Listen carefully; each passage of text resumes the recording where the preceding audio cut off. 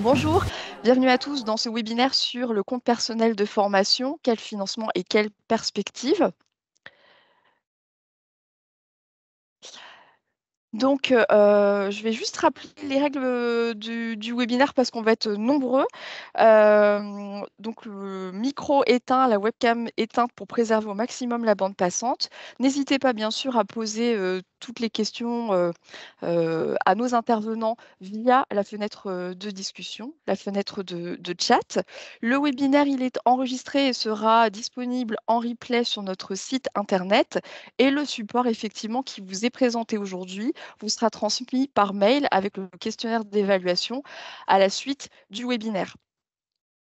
Donc pour ce webinaire, nous accueillons donc nos 3 intervenants. Philippe Brivet de la Caisse des dépôts et consignations qui commencera ce webinaire par faire une présentation du CPF, qu'est-ce que c'est, les mécanismes de financement et quelques éléments sur l'actualité du CPF. Puis Hélène Nolin de la région présentera les abondements 2024 de la région. Et enfin, Sandrine Trouvé de France Travail nous parlera justement des abondements France Travail. Donc, ah oui, et ce que j'allais vous dire, du coup, il y aura un temps pour prendre les questions à la fin des interventions. Je transmettrai les questions auxquelles les intervenants n'auraient pas répondu durant leur présentation. Il y aura un petit temps à la fin. Et puis, je précise aussi que du coup, c'est une approche large, ne sera pas évoquée ne seront pas, pardon, évoquées les problématiques spécifiques des organismes de formation. Voilà. Donc, Philippe, c'est à vous, nous vous laissons la parole. Merci beaucoup. Je vais passer assez vite sur le début de la présentation puisque comme l'a dit, Magdalena, on va évoquer, le CPF, mais surtout les sujets, d'actualité qui nous occupent, aujourd'hui et je pense en particulier à ce que nous on appelle le ticket modérateur, donc le reste à charge, parce que c'est un sujet qui occupe, qui occupe et qui préoccupe. Donc sur les premières diapositives, je te laisse, dérouler, Magdalena. Sur la présentation générale, vous la reverrez dans le support, mais j'y passe, relativement vite. Je rappelle que le compte personnel de formation, c'est, d'abord c'est une réalité relativement ancienne qui a beaucoup changé avec la loi de 2018 et qui permet à toute personne, active qui est entré sur le marché du travail, de pouvoir, en tant qu'actif ou demandeur d'emploi, de pouvoir accéder à des droits qui lui permet d'acheter des formations en ligne sur une plateforme qu'on appelle Mon compte formation. C'est ce que vous voyez apparaître, le petit logo que vous voyez apparaître sur la diapositive. Les droits CPF sont des droits qui sont, acquis, au fur et à mesure de l'alimentation des comptes tout au long de la vie professionnelle. Le CPF est portable, mais non transmissible. Portable, ça veut dire que lorsqu'on passe d'un employeur à un autre, on conserve ses droits CPF, mais ces droits ne sont pas cessibles à des tiers, hein, qu'ils soient familiaux ou hors du cercle familial. Sur cette diapositive, vous voyez apparaître l'ensemble enfin, du cadre général du processus d'alimentation des comptes. Aujourd'hui, la Caisse des dépôts alimente les comptes chaque année sur la base de l'activité travaillée l'année précédente. Donc là, on vient de terminer l'alimentation des droits CPF pour l'année 2023. Il nous reste encore quelques segments entre guillemets de population à alimenter, mais grosso modo, l'essentiel est fait aujourd'hui et vous le voyez apparaître, sur, cette diapositive, les principales règles d'alimentation. À gauche, j'allais dire les cas, entre guillemets «ordinaires». À droite, les cas un peu plus spécifiques qui touchent des personnes en situation de handicap ou les salariés, moins qualifiés qui ont 300 € de droits supplémentaires. Tous les comptes aujourd'hui, les 40 millions de comptes aujourd'hui CPF détenus en France sont alimentés pour l'essentiel en euros. Il reste encore pour les agents publics des comptes alimentés en heures. Pour les salariés, l'alimentation, elle se fait, comme je l'ai dit, au début de l'année suivante et vous voyez apparaître en bas de cette diapositive, j'ai pas mis beaucoup de chiffres, dans cette présentation, mais le compteur moyen, des personnes qui ont des euros sur leur compte, il y a un peu plus de 2 000 € qui est, disponible en moyenne sur l'ensemble des 40 millions de comptes détenus par des salariés, par des actifs. Diapositive, suivante, vous voyez apparaître l'ensemble des actions éligibles au CPF. Elles bougent relativement peu, mais elles ont bougé en début d'année puisque le permis, moto a été rajouté, donc j'ai rajouté la catégorie A. Il y a d'autres catégories de permis à moteur terrestre, pardon, qui ont été rajoutés en début d'année. Mais pour l'essentiel, le bon, les répertoires changent, peuvent bouger d'une année sur l'autre, mais grosso modo, c'est à peu près les mêmes formations qui sont aujourd'hui, éligibles au CPF. Je rappelle qu'avec les droits CPF, on ne peut acheter que de la formation, que ce soit, les frais liés à la formation elle-même ou au passage de la certification ou du diplôme. On ne peut rien acheter d'autre. Sur, la diapositive suivante, un petit rappel pour, vous signifier que lorsqu'on est, actif salarié, on a, des droits en euros et on peut les activer comme on le souhaite. Quand, la formation a lieu hors temps de travail, il n'y a aucune demande à effectuer auprès de personne puisque le stagiaire est en toute autonomie. Il a le droit de choisir sa formation et il n'a rien à demander. Par contre, s'il veut faire sa formation sur temps de travail, il doit bien sûr obtenir l'autorisation de son employeur. C'est ce que vous voyez apparaître sur cette diapositive. Et enfin, sur la diapositive suivante, on va s'y arrêter quelques minutes. Là, c'est l'actualité brûlante du moment. C'est ce qu'on appelle quelquefois le reste à charge, ce que nous, on appelle à la Caisse des dépôts le ticket modérateur, en fait, ce qui va s'appeler la participation financière obligatoire sur la plateforme Mon compte formation pour l'acquisition de formation avec ses droits CPF. C'est un texte qui est en cours, c'est un arrêté, enfin c'est un décret qui va renvoyer vers un arrêté qui est en cours de finalisation, qui va passer prochainement en Conseil d'État. Tout ce que vous avez sur cette diapositive est encore, j'allais dire, tant que le texte n'est pas sorti, c'est encore un peu sujet à stabilisation. Je ne sais pas comment l'exprimer autrement. Les choses peuvent toujours bouger entre la version que vous avez sous les yeux et celle qui sortira. Mais grosso modo, ce qui va sortir normalement, c'est l'obligation d'une participation financière d'un montant forfaitaire de 100 € qui va s'appuyer sur l'ensemble des formations et pour l'ensemble des titulaires, à l'exception de 2 catégories, les demandeurs d'emploi et les salariés qui font l'objet d'un processus d'abondement par leur employeur. Processus d'abondement par l'employeur qu'on appelle dans notre jargon, on va le voir plus loin, une dotation. Mais ces dotations ne pourront avoir lieu qu'après la mise en œuvre du texte. Ce qui veut dire que tous les employeurs aujourd'hui qui ont déjà fait des abondements ou des dotations sur le compte de leurs salariés, ils ne pourront pas s'en servir. Les salariés sont toujours assujettis au ticket modérateur si l'abondement ou la dotation a eu lieu avant la sortie du décret et de l'arrêté en fixant le montant. C'est les grandes lignes. Je pense qu'il y aura peut-être des questions qui vont apparaître, mais ça va toucher l'ensemble de la population. L'objectif du législateur est de réduire la consommation budgétaire de l'enveloppe France Compétences attribuée à la Caisse des dépôts. Chaque année, la Caisse des dépôts reçoit un budget pour financer les formations, donc payer les organismes de formation. Ce budget pour l'année 2024 est de l'ordre de 2,3 milliards.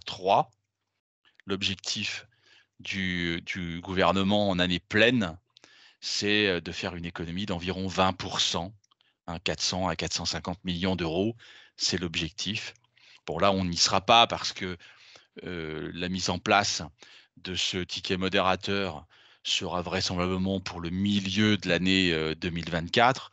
on parle de la date du 1er mai, mais on ne sera pas forcément prêt, nous, au niveau de la Caisse des dépôts le 1er mai, peut-être plus sur fin mai ou sur juin. En tout cas, on n'aura qu'une demi-année de mise en place du ticket modérateur, ce qui fait qu'on aura un effet budgétaire peut-être plus proche de 200 à 250 millions d'euros de baisse que le contraire.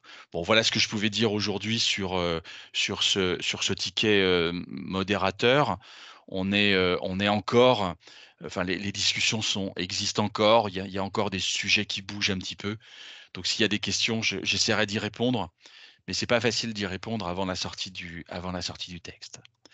Pour la suite de la présentation, ça renvoie, ça fait le pont avec ce que vont évoquer Hélène et ma collègue de France Travail.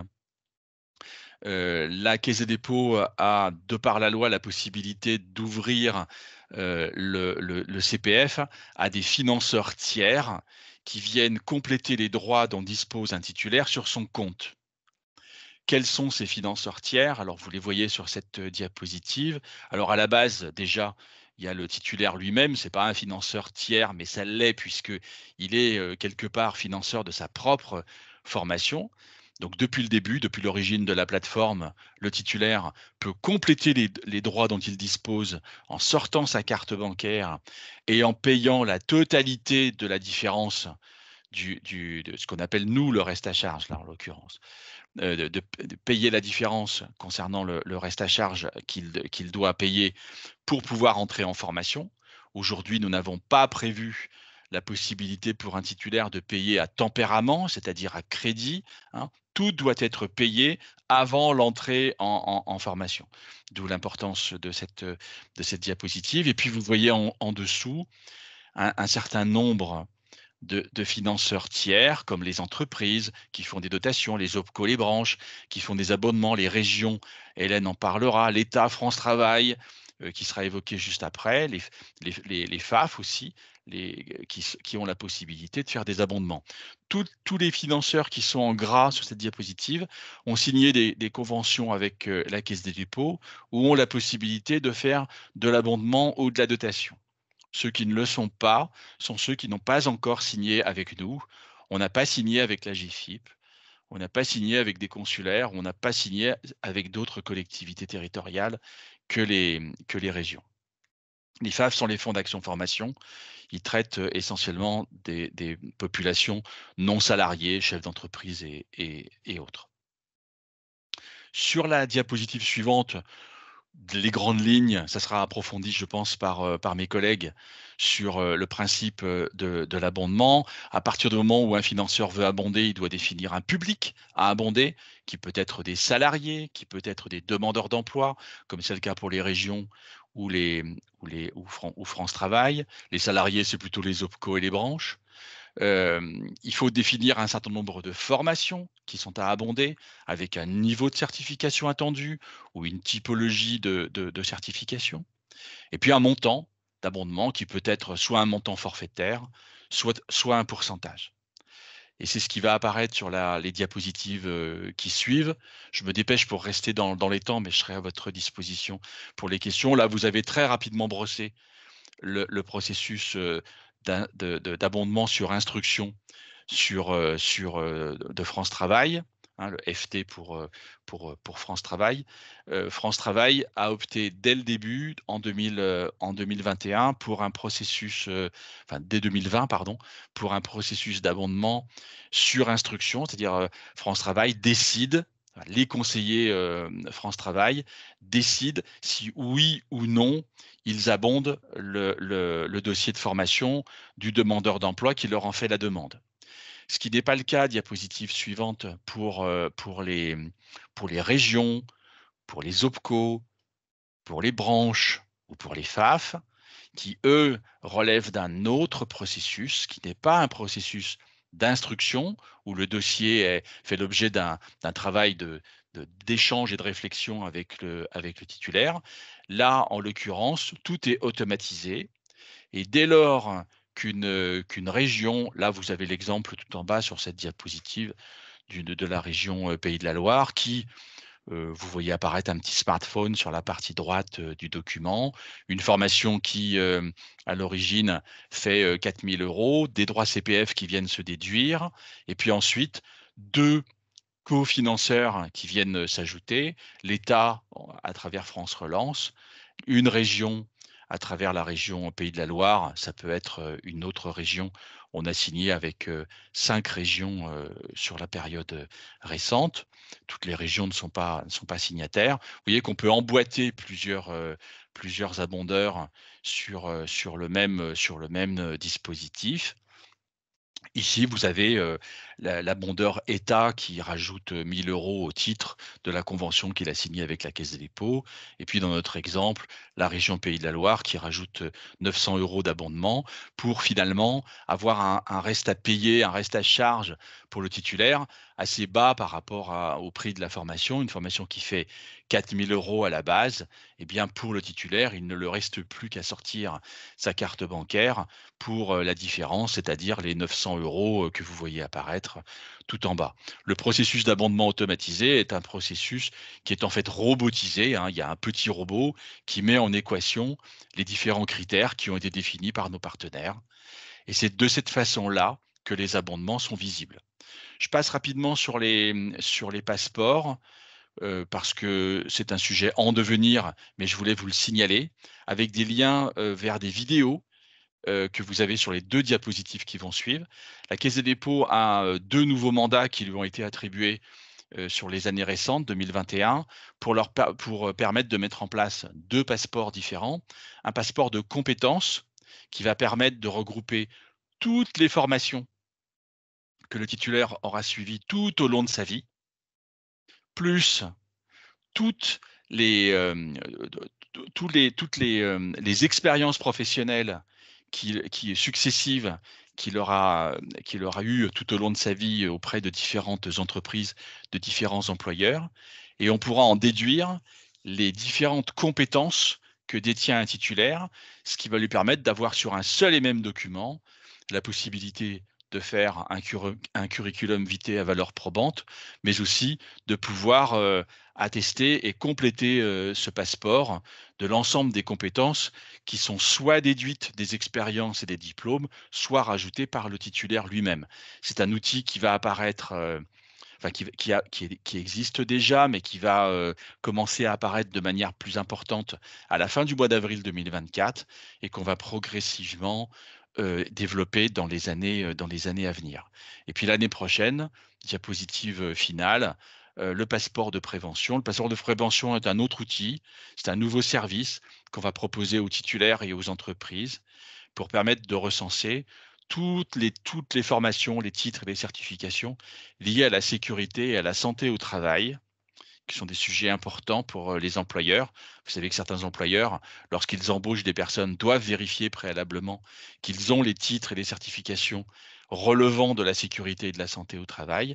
Là, ce passeport va les intégrer et va permettre aux salariés de pouvoir montrer et démontrer à leur employeur qu'ils ont bien les formations nécessaires pour les missions qui sont les leurs, enfin qui sont les leurs dans le cadre de la profession qu'ils veulent exercer.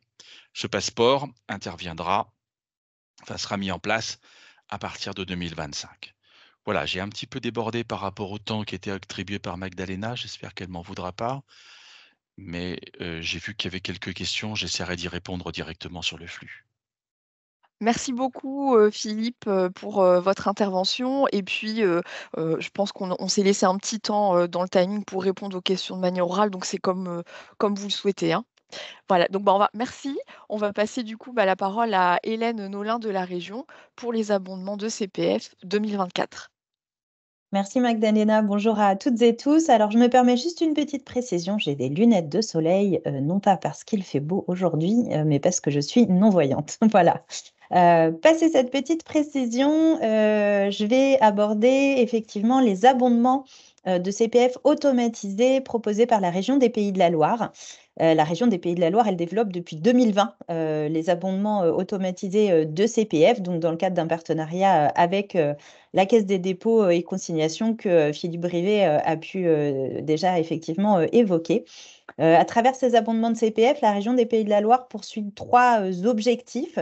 Soutenir les Ligériens et les Ligériennes dans leur achat de formations individuelles en mobilisant leur CPF via la plateforme Mon Compte Formation. Deuxième grand objectif finalement de cette politique d'abondement de CPF, également pouvoir soutenir plus particulièrement des publics prioritaires identifiés par la région, notamment à titre d'exemple les jeunes ou les seniors. Et puis enfin, ces abondements de CPF permettent à la région des Pays de la Loire de renforcer son action pour permettre l'accès à des formations menant à des métiers en tension ou des métiers prioritaires et priorisés par la région et ses partenaires, donc les branches et les fédérations, dans le cadre de dialogues sectoriels que la région conduit avec ses partenaires. Ces abondements de CPF automatisés, ils sont complémentaires de l'offre de formation achetée par marché public par la région des Pays de la Loire, que vous connaissez à travers les formations préparatoires, le dispositif Un emploi égale une formation, et puis par ailleurs les formations sanitaires et sociales. En 2024, la région des Pays de la Loire déploie différents dispositifs d'abondement de CPF, trois dispositifs d'abondement de CPF à destination des demandeurs d'emploi et un dispositif à destination, cette fois-ci, des salariés. Donc là, je vais d'abord évoquer les abondements de CPF pour les demandeurs d'emploi qui sont déployés donc pour permettre l'accès à des formations de niveau supérieur et mener à l'exercice de métiers en tension. Et donc, c'est à travers le dispositif abondement de CPF formation sup. Donc, on a pu indiquer, là, vous avez le nombre de certifications éligibles qui relèvent du répertoire du RNCP, du cours répertoire national des certifications professionnelles, donc au nombre de 852 certifications éligibles. Un deuxième dispositif d'abondement qui vise à développer les compétences en lien avec la transition écologique, cette fois-ci avec un peu plus d'une centaine de certifications éligibles, toujours sur le RNCP. Et puis un troisième dispositif d'abondement, toujours pour les demandeurs d'emploi, qui vise plutôt à soutenir l'employabilité par le renforcement des compétences pour les publics jeunes et seniors. Donc là, on va viser plus largement l'ensemble du répertoire spécifique du RS, de ces certifications. Et puis par ailleurs, c'est aussi un dispositif qui permet d'obtenir un abondement pour faire un bilan de compétences, obtenir un permis de conduire professionnel ou aussi dans le cadre d'un accompagnement à la VAE. Alors, quels sont les critères pour les demandeurs d'emploi pour bénéficier de cet abondement de CPF automatisé de la région des Pays de la Loire? Eh bien, la personne, le titulaire du compte CPF doit être relevé du statut de demandeur d'emploi, inscrit à France Travail, toute catégorie, résider en Pays de la Loire. Ensuite, se rendre sur la plateforme Mon Compte Formation pour réaliser son achat de formation et mobiliser l'abondement automatisé de la région des Pays de la Loire qui viendra couvrir jusqu'à 90% du reste à charge post-mobilisation, donc de ces droits inscrits sur son CPF et d'éventuels autres abondements qui interviendraient au préalable, comme a pu le montrer Philippe dans sa présentation juste avant. Donc, couvrir jusqu'à 90% du reste à charge et dans la limite de plafond déterminé par la région selon les certifications.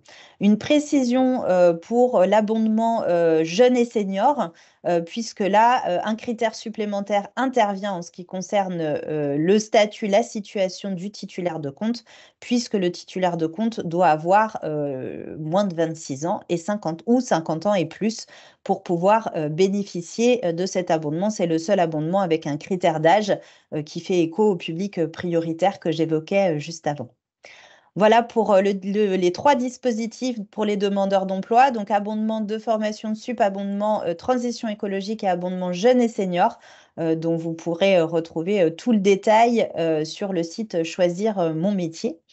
Je passe à l'abondement des salariés. Alors, celui-ci, il a pour objectif de maintenir les salariés dans l'emploi, mais aussi de favoriser leur évolution professionnelle.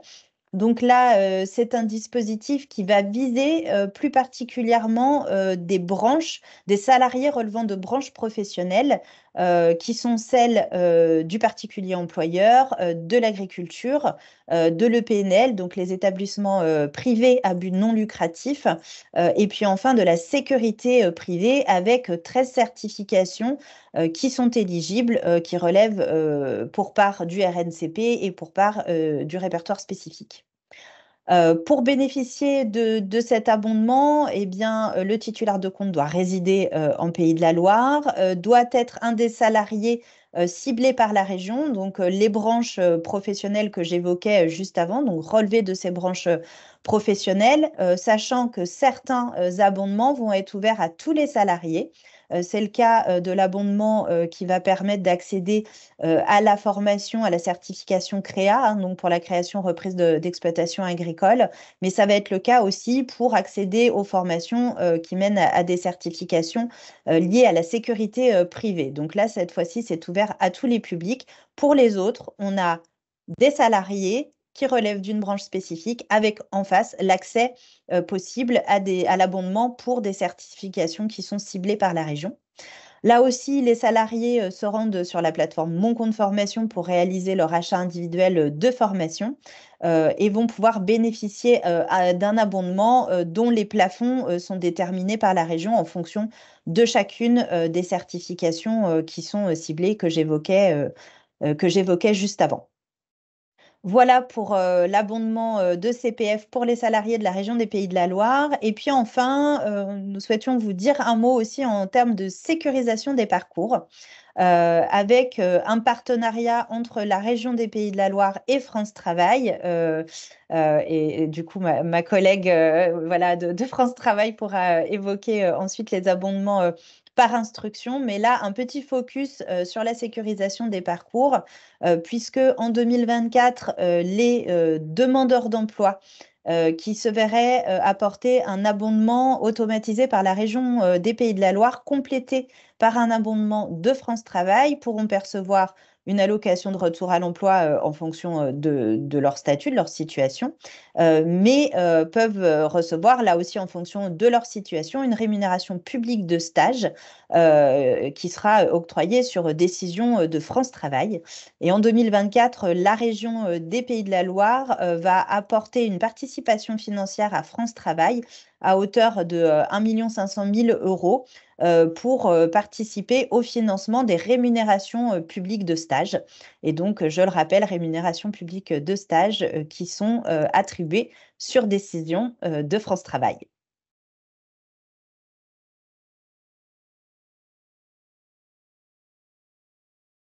Merci Hélène. Eh bien, ça faisait la parfaite transition vers notre dernière intervenante, Sandrine Trouvé. Et puis ensuite, on passera à la session de questions-réponses. C'est à vous, Sandrine. Merci à vous. Bonjour à toutes et à tous. Donc du coup, il va y avoir des choses qui ont déjà été évoquées. C'est normal puisqu'on travaille tous ensemble. Donc on va revoir rapidement les publics des demandeurs d'emploi qui ont accès donc aux abondements. On peut passer, je pense, directement à la slide suivante pour définir les publics. Alors, du coup, on l'a dit tout à l'heure, à plusieurs reprises, ça s'adresse bien à tous les demandeurs d'emploi inscrits à France Travail, quelle que soit la catégorie d'inscription, qui achètent individuellement une formation donc sur la plateforme Mon compte formation. Néanmoins, il existe une particularité pour les jeunes qui sont accompagnés par la mission locale. C'est très peu connu, mais c'est pour des raisons qui sont souvent techniques, hein. Le public de jeunes accompagnés par la mission locale non inscrits à France Travail, on leur attribue quand même un numéro pour pouvoir les identifier. Et en fait, ça permet tout simplement aux organismes de formation de pouvoir faire le suivi du stagiaire, etc., sur leur plateforme qui s'appelle WeForm. Donc là, c'est vraiment une particularité de ce public. On est affaire à des jeunes qui sont peu ou pas qualifiés du tout, qui sont suivis par les missions locales, qui ne sont pas inscrits à France Travail, mais qui sont quand même identifiés. Et la nuance est importante. Donc pour votre information, je vous ai remis les catégories qui existent concernant le public jeune. On a des jeunes non inscrits à France Travail qui sont éligibles au PIC et des jeunes non inscrits qui sont éligibles. C'est les 2 catégories de population. Du coup, le numéro, il est attribué afin de faciliter la gestion du dossier, le suivi de formation sur cet outil qui s'appelle WeForm, mais ce n'est pas un numéro d'inscription de demandeur d'emploi au sens de France Travail. Et à ce titre, pour le coup, ils ne peuvent pas bénéficier de l'abondement CPF de France Travail. C'est le seul public qui est écarté. Voilà. Sinon, par rapport aux abondements complémentaires, donc là, ça a été très bien évoqué par Hélène Nolin sur les nouveaux dispositifs qui sont arrivés en 2024. Donc ça s'adresse bien à tous les demandeurs d'emploi qui résident en Pays de la Loire, dont le projet est validé par France Travail. Il y a quand même cette dimension qui est importante. Ils ont donc la possibilité de faire cette demande d'abondement en complément de la région sur les dispositifs d'abondement qui ont été présentés par Hélène Nolin, donc formation sup, transition écologique, jeunes et seniors. À partir du moment où le conseiller de France Travail va valider le projet, il va valider aussi du coup l'ingénierie financière du projet et s'il y a le reste à charge pour le demandeur d'emploi et que le conseiller valide tout cela, il y a donc l'abondement de France Travail qui se met en place. Et dès lors que cet abondement France Travail se met en place, ça permet d'assurer la rémunération du stagiaire. Donc, on l'a rapidement évoqué précédemment, soit le demandeur d'emploi est dans une situation où il avait déjà ouvert des droits et ça couvre la totalité de la formation et c'est tant mieux, il n'y a pas besoin de faire de demande spécifique. Mais il existe aujourd'hui effectivement d'autres types de rémunération. Et puis, il y a aussi la possibilité d'avoir des aides à la mobilité selon les critères d'éligibilité.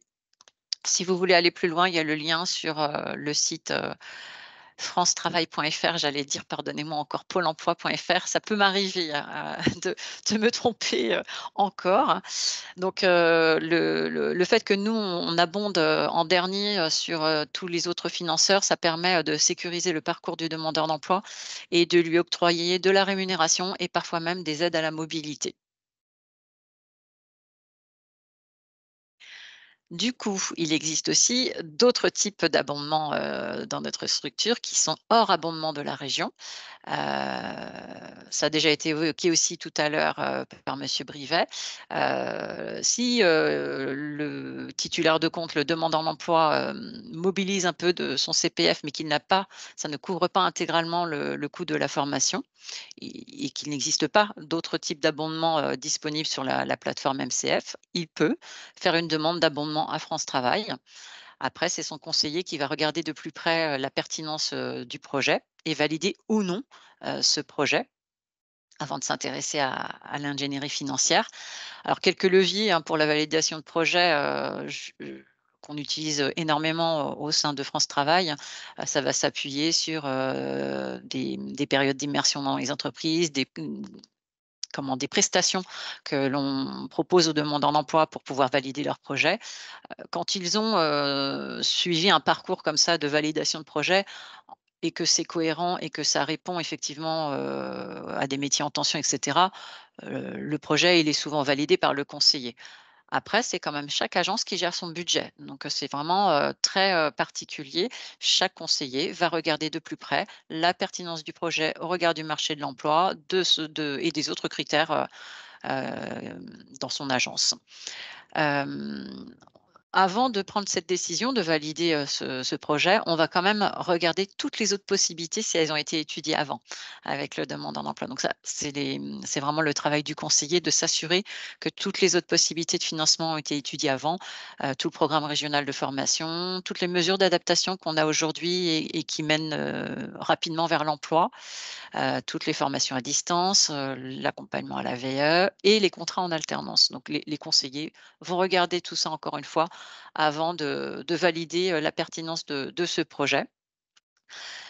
Puisque aujourd'hui, on est vraiment sur une stratégie où on met vraiment l'emploi d'abord, avant de se dire: «Est-ce qu'il y a vraiment la nécessité de la formation?» On travaille vraiment tous dans ce sens-là.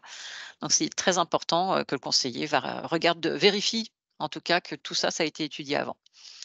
Et puis, bah, comme je l'ai dit, juste avant, ça ouvre la possibilité d'une rémunération pour le stagiaire. À partir du moment où on lui octroie le statut de stagiaire, il peut avoir accès à une rémunération, selon, des critères, d'éligibilité, bien sûr. Et puis les aides à la mobilité. Donc voilà pour, tout ce qui est, abondement France Travail. Et puis, on a aussi, le CPF autonome, qui est quand même, encore présent un petit peu moins qu'au tout début, mais il y a encore des demandeurs d'emploi qui ont suffisamment, hem, leur compte, d'alimenter. Et lorsque ça couvre intégralement les frais de formation, et bien, pour le coup, nous, on n'intervient pas dans la validation de projet. Et puis il y a le cas de figure, où, le demandeur d'emploi n'a pas suffisamment, mais il décide quand même de payer le reste à charge. Monsieur Brivel l'a expliqué tout à l'heure, avec sa carte bancaire tout simplement sur l'appli, MCF. Et du coup, dans certains cas de figure, sur demande express, il peut y arriver certaines fois qu'on valide de la rémunération. On a une expérimentation qui court jusqu'au 31 décembre de cette année. Et si vous voulez aller plus loin, il y a un lien, sur le site francetravail.fr pour aller voir, de quoi il s'agit, puisqu'évidemment il y a des critères. Mais il y a aussi des possibilités de rémunération pour le stagiaire et les possibilités d'aide à la mobilité, selon des critères d'éligibilité pour pouvoir, permettre aux stagiaires de se rendre en formation. Donc voilà à peu près, les cas de figure qui existent, au sein de France Travail par rapport au CPF, en plus, des autres cas de figure qu'on avait vus avant.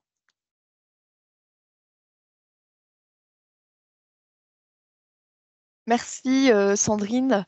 Alors, il y a eu pas mal de questions dans le chat. Vous pouvez continuer à les poser dans le chat si vous en avez d'autres. Là, on a une petite dizaine de minutes pour pouvoir faire des questions-réponses avec nos intervenants. Donc, j'ai vu que Philippe a été très actif sur le chat et a répondu à certaines questions. Philippe, est-ce que vous voulez revenir un petit peu à l'oral sur voilà, les quelques questions qui ont été posées? Est-ce que vous voulez repréciser des choses ou compléter? Il y avait quelques questions sur la participation obligatoire, ce qu'on appelle le reste à charge. J'espère y avoir répondu. La question, c'était surtout de savoir à quel moment va intervenir cette participation, et quid des formations qui vont avoir lieu après la mise en place de la participation obligatoire. Bon, de toute façon, il y aura un avant et un après. On ne peut pas rétroactivement appliquer une participation obligatoire sur un dossier qui aura été validé. Tous les dossiers validés avant la mise en place de la participation suivront leur cours, même si la formation a lieu après. Ça, c'est le même principe d'ailleurs. J'ai vu une autre question en bas à laquelle je n'ai pas eu le temps de répondre concernant une personne qui part en retraite. Une personne qui part en retraite, tant qu'elle n'a pas liquidé ses droits à la retraite, son CPF est toujours valide, existant. Et si elle achète une formation avant la liquidation de ses droits à retraite, c'est la liquidation qui définit la fin du CPF. Si la personne, admettons, achète une formation la veille de la liquidation de ses droits, pour une formation qui a lieu 3 ou 4 mois après, c'est pris, c'est pris en charge. Il y a un avant et un après. J'espère que je suis clair, mais c'est vraiment ça. Il y a la date butoir qui joue énormément. Pour le reste, alors il y avait beaucoup de questions sur la rémunération, mais là je me sens pas très confort pour y répondre, parce que je suis pas vraiment dans ce sujet-là. Nous, vous avez vu que nous, sur mon compte de formation, on ne traite que des coûts pédagogiques et pas de la rémunération Oui. ou d'autres sujets. Donc, je pense que c'est pas trop à moi d'y répondre. Puis pour le reste, j'espère avoir répondu Il y aux avait différentes une questions. question aussi à laquelle vous avez répondu dans le chat sur le passeport, sur un des passeports, le passeport compétences. Est-ce que vous Oui. voulez repréciser à l'oral peut-être votre réponse sur le type de formation qui apparaîtront sur ce passeport? Alors attends, je l'ai perdu de vue celle-là. La question c'était? Je crois que Pardon. c'était quelqu'un qui vous avait demandé est-ce que ce seront des Ah oui, formations. Oui. que les formations CPF ou pas. Non, non, le passeport de compétences va intégrer toutes les formations, les titres, y compris les formations initiales d'ailleurs, hein, qui ne sont pas l'objet du CPF. Le CPF, c'est des formations continues. C'est pas de la formation initiale. Donc, mais toutes les formations initiales seront sur le passeport de compétences. C'est ce qui va permettre de faire le CV à valeur probante. Et nous, on va récupérer toutes ces formations des OF, des organismes de formation, des écoles, des universités, des lycées, etc., enfin des collèges, si on prend le brevet des collèges. Et toutes ces informations qui nous arrivent à la fois des ministères et des organismes de formation vont être regroupés sur le passeport de compétences. Et au bout du bout, on retrouvera toutes nos formations. Alors, pourquoi aujourd'hui on communique peu sur le sujet? Comme je l'ai un peu dit, j'en profite pour le répéter là, c'est qu'en fait, c'est un énorme travail. Vous imaginez bien de retrouver tous les diplômes de tous les actifs. Ça concerne tous les actifs au niveau national, hein, depuis l'âge de 15 ans. Le passeport de compétences, c'est depuis l'âge de 15 ans jusqu'au décès de la personne, hein. Donc, c'est même au-delà de ce que fait le CPF, hein. Donc, c'est énorme. Et aujourd'hui, ce que l'on va avoir sur le passeport de compétences à la fin du mois d'avril, c'est tout ce que la personne a obtenu comme diplôme depuis 2017. Vous voyez, 2017, là, ça veut dire un temps encore un retour arrière pas très important. Donc, je pense qu'il faudra attendre un certain temps avant que nos concitoyens retrouvent sur le passeport des choses plus anciennes. Il faudra au moins qu'on arrive à remonter jusqu'à l'an 2000, mais on n'y est pas encore. Merci. Alors effectivement, Philippe, il y avait plusieurs questions sur la rémunération. Donc là, ce sera peut-être Sandrine et Hélène qui pourront apporter des réponses. Il y avait notamment plusieurs questions sur des personnes qui n'ont plus d'allocation de retour à l'emploi. Quelle serait leur rémunération pour une formation CPF? Enfin, je Oui, vais du laisser coup, Sandrine répondre plutôt. Ouais. oui, pas de souci. Du coup, la nouvelle rémunération, lorsqu'on n'a plus pas de droit avant le démarrage de la formation, il y a une rémunération qui a changé de nom, qui s'appelle maintenant rémunération formation France Travail, RFFT, qui du coup prend le relais lorsque le projet est validé et que du coup on décide d'abonder.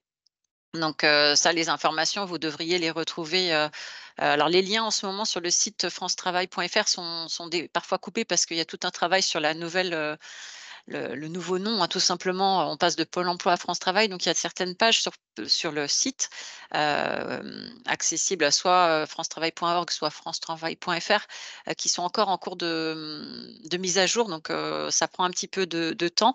Mais normalement, ces informations-là, vous les retrouvez de façon très détaillée sur les sites. Et puis sur la question qui avait été posée concernant la rémunération en cas d'abondement et de combinaison entre abondement région et abondement de France Travail. Alors ce n'est pas une AIF comme on peut en faire avec des devis AIF, hein, parce que la question a été posée de cette manière-là. Ça se traduit de la même manière en termes de budget pour nous à France Travail, mais en tout cas, la combinaison, elle se fait directement sur la plateforme Mon compte formation. Et ça, il y a plein de demandeurs d'emploi qui ne prennent pas le temps, qui ne voient pas tous les petits boutons qui s'activent comme on le voyait à un moment donné sur la capture écran de Monsieur Brivet. On voyait très bien le petit portable. Il faut faire attention parce que les financements arrivent en entonnoir en quelque sorte. Donc du coup, à chaque fois que le montant du devis n'est pas complètement couvert, il y a des comment comment expliquer? Il y a des propositions de financement qui arrivent, et dont le petit logo que l'on a vu, du conseil régional, par exemple. Et du coup, en bout de chaîne, il y a cette possibilité de faire une demande d'abondement à France Travail et ça, parfois, les demandeurs d'emploi ne le voient pas. Donc, il faut être, assez rigoureux, sur la plateforme, MCF pour activer tous les abonnements possibles. Mais ce n'est pas une demande qui se fait auprès de son conseiller, de France Travail. Si c'était ça le fond de la question de la personne, je ne sais pas. Est-ce que j'ai répondu à votre question? C'est un utilisateur inconnu. Bon, vous pouvez nous l'indiquer dans le chat, hein. Et il y avait aussi une question sur des personnes qui ont un double statut, salarié et demandeur d'emploi. Est-ce que ce serait possible d'avoir un abondement France Travail voilà. C'était beaucoup plus complexe pour, cette typologie de public. Cela dépend de la situation de chaque personne. En fait, c'est que du cas par cas, en fonction de sa situation. Ouais, c'est étudié par le conseiller.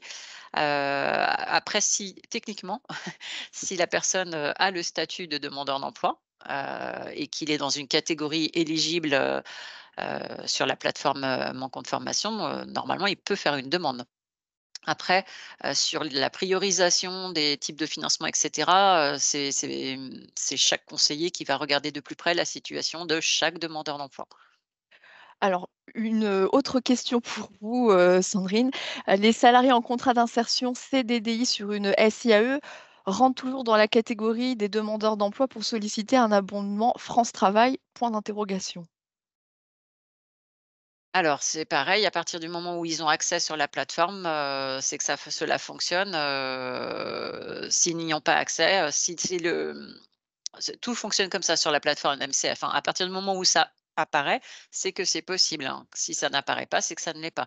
Les catégories que vous venez de citer sont très spécifiques Mmh. et tout dépend, de la disponibilité de la personne après par rapport à s'il fait une demande, d'abondement, faut regarder de plus près la situation du demandeur d'emploi. Donc ce C'est serait on à a peu près beaucoup la de Pardon. allez-y, allez-y, allez-y. On a beaucoup de cas de figure quand même où, la validation en bout de chaîne, revient au conseiller de France Travail qui va regarder vraiment à la fois la pertinence, la plus-value pour le demandeur d'emploi et puis aussi, par rapport à l'ingénierie financière, son statut. Heu, voilà. Sachant que, les demandes d'abondement chez nous, elles sont traitées rapidement, quand elles arrivent sur le système informatique puisque sinon il y a un système, de d'auto-validation si le conseiller ne regarde pas de plus près. Donc les personnes qui font des demandes d'abondement à France Travail, ont des réponses très rapides par rapport à ça. Merci. J'allais dire du coup, c'est aussi peut-être la même réponse pour la question sur les personnes, qui travaillent, en ESAT. Voilà, des abondements pourraient-ils avoir lieu? Mais c'est un peu le même cas que, pour la Bah, question après ça précédente. dépend bah, oui, ça dépend Ah, de combien la quantité de temps de travail hebdomadaire, ça dépend de comment tout ça va se combiner. Est-ce que c'est pertinent et est-ce que c'est possible et est-ce que la personne, elle est dans la bonne catégorie de demandeur d'emploi? Normalement, oui, on peut à la fois être salarié et à la fois suivre une formation quand, tout le permet en fait, donc même au niveau de l'organisme de formation, au niveau pédagogique, quand tous les feux sont au vert, normalement c'est possible. Mais le conseiller va vérifier toutes ces choses-là avec le demandeur d'emploi. très bien et puis, est-ce qu'il y a un délai moyen repère pour, les réponses aux demandes d'abondement pour donner un ordre d'idée aux personnes accompagnées? Donc normalement, c'est automatique, c'est ça sur l'appli? Bah, sur les abondements automatisés, c'est tout de suite, hein. Dès lors qu'on propose l'abondement à la personne, ça veut dire qu'elle peut en bénéficier. Donc dès qu'elle coche, comme le disait, Sandrine, c'est Sandrine, hein, j'espère pas me tromper le prénom. Hem, Comme disait Sandrine, elle coche, elle l'a. Voilà, c'est immédiat. Pour France Travail, il y a un délai d'instruction, si ma mémoire est bonne, c'est 10 jours et comme le disait Sandrine à l'instant, en moyenne, les conseillers Pôle emploi répondent entre 5 et 6 jours, si je ne me trompe pas. C'est la moyenne nationale, c'est à peu près ça. C'est Oui, 5-6 jours. C'est ça, ça hein, va je très crois. vite. Ça va très vite parce que du coup, il faut regarder de plus près la situation de chaque demandeur d'emploi afin de vérifier la pertinence du projet et si le conseiller, ne voit pas qu'il y a une demande d'abondement en attente, à un moment donné, il y a une validation, automatique qui peut se faire. Donc ça, c'est pas souhaitable. La stratégie et la position de France Travail, c'est quand même de regarder chaque dossier, pour, pouvoir, sécuriser les parcours des demandeurs d'emploi. Donc oui, la réponse, elle est vraiment rapide, hein, en moyenne, on va être oui peut-être alors dans Ah le oui. Pays de la Loire plus précisément, je vais pas regarder les chiffres, de façon très, très précise, mais on va être sur une moyenne de 7 jours, je pense. 6-7 Ouais, jours. En fait, la question, j'ai l'impression que là, elle a été un peu reprécisée. Là, je vois Alors, je apparaître un vois délai de pas. 21 jours. En fait, je crois qu'on mélange deux choses. Il y a le délai de réponse. Ça, c'est ce qu'évoquait Sandrine à l'instant. Un abondement automatisé, on répond immédiatement. Un abondement sur instruction France Travail, c'est 5 à 6 jours, à peu près. Ça, c'est le délai de réponse pour savoir si oui ou non l'obtention de l'abondement a lieu. Le délai de 21 jours, c'est un délai que l'on prend, c'est la marge que l'on prend pour dire à la personne, attention, pour vous inscrire à une formation, il faut vous inscrire au moins 21 jours avant. Pourquoi 21 jours avant? Parce qu'il y a le délai de rétractation qui existe, hein, on l'a vu à 11 jours, et il y a 10 jours octroyés j'allais le dire Pôle emploi, mais à France Travail pour réagir. 11 et 10, ça fait 21. Et c'est pour ça qu'on demande à ce que la personne qui s'inscrit à une formation s'inscrive au moins 21 jours à l'avance pour laisser tout le temps nécessaire au processus prévu par les conditions générales d'utilisation de se mettre en œuvre. C'est deux choses différentes. Merci. Alors, on a une question. La formation choisie par la personne peut-elle avoir lieu dans une autre région? Alors là, ça dépendra, j'imagine, la réponse en fonction aussi de C'est le l'abonnement région. critère, Oui. c'est le Oui. critère qui le définit. Une formation choisie par un titulaire ligérien peut avoir lieu dans un autre département qu'un département de la région Pays de la Loire, si la région le décide. Si la région dit non, ça doit se passer dans un organisme de formation de la région, tout va dépendre des critères qui ont été choisis par la région. En Et c'est vrai l'occurrence, pour toutes les régions. Et là, je crois pour que c'est tout le monde. ouais, pour C'est la aussi région des là. Pays de la Loire, c'est tout le monde. Enfin, ça peut être hors C'est région France des Pays de la entière. Loire. Mm. Voilà. Mais ça dépend des régions. Il y a des régions, on a signé avec la Guadeloupe. La Guadeloupe, c'est Guadeloupe pour Guadeloupe. Voilà. C'est leur choix. C'est le choix de politique publique. Très bien. Bon, bah écoutez, je vous remercie. On verra si on a le temps de prendre une dernière question. J'ai vu en Et tout cas, merci. il y Oui. en avait une sur l'abondement effectué lorsque la personne a connu une période de mi-temps thérapeutique au cours de l'année. Alors en fait, nous, les abondements, ils ne sont pas servis en fonction de la personne. Ils sont servis en fonction du dossier de formation. Les seuls cas où ça dépend de la personne, comme le disait Hélène, c'est les jeunes moins de 26 ans et les seniors plus de 50. Voilà, mais sinon, l'abondement, il faut répondre aux critères de localisation géographique, de choix de la formation, et c'est ça qui définit l'abondement. C'est pas le fait que la personne ait ou non été en mi-temps thérapeutique. Merci. Le support de toute manière vous sera envoyé à la suite du webinaire. Alors, avant de conclure, nous voulions vous revenir sur le site que vous connaissez tous, j'imagine, Choisir mon métier pro, pour retrouver. Alors, je vais vous faire juste une petite démonstration.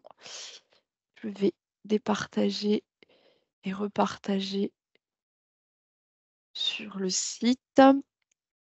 Pour retrouver les formations de la région éligibles au CPF et aux différents abondements,